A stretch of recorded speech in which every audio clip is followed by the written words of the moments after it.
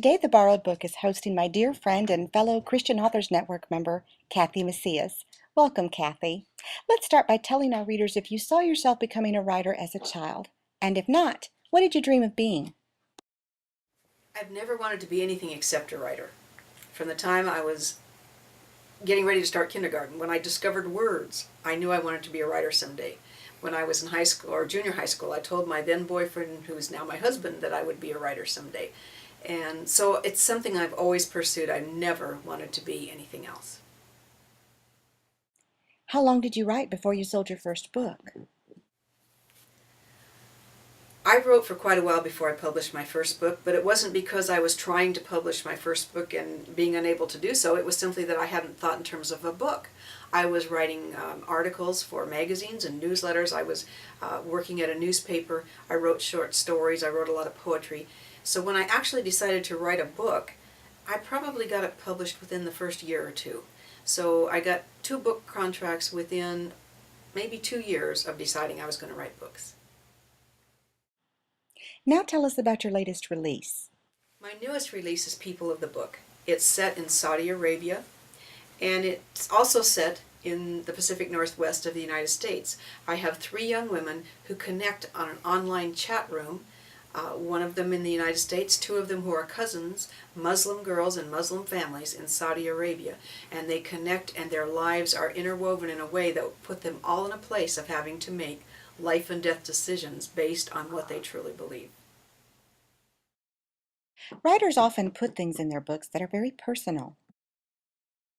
Is there anything about you in People of the Book that only you or those close to you know? It's very common knowledge that writers often put things that are personal in their books, that those who know them well will recognize, but probably no one else would.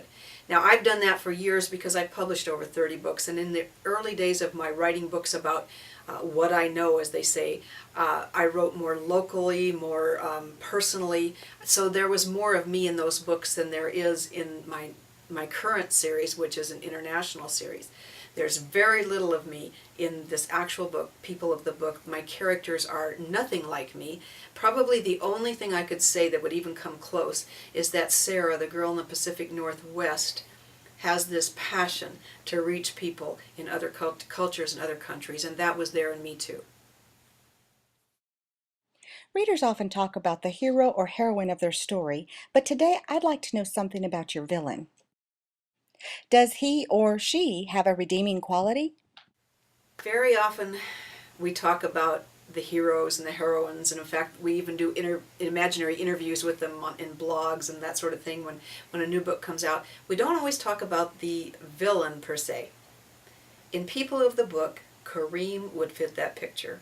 He is the brother of Farah, one of the main 3 characters in the book, and he despises his sister. He wants to do away with her. He will undermine her any way he can. He's jealous of the fact that not only his mother, but his father is very devoted to Farah. And this is unusual in the culture. The sons usually have prominence, and so he is out to destroy her. This is who my villain is, and there's not a whole lot of redeeming qualities that he exhibits in the book, except that he does care somewhat for the younger sister and tends to try to protect her if possible, because I think it's important that a villain have at least one redeeming quality at some point in each book. Kathi, it's been such a pleasure having you on the Borrowed Book. Do you have any parting words that you'd like to share?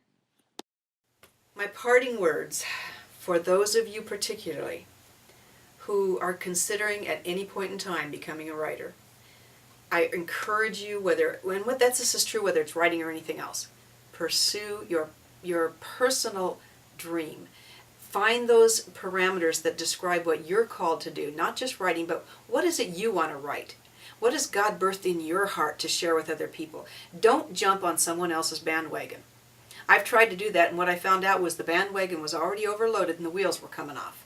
I needed to find out what I was supposed to write, even if it didn't fit what everyone thought was the hot topic at the time.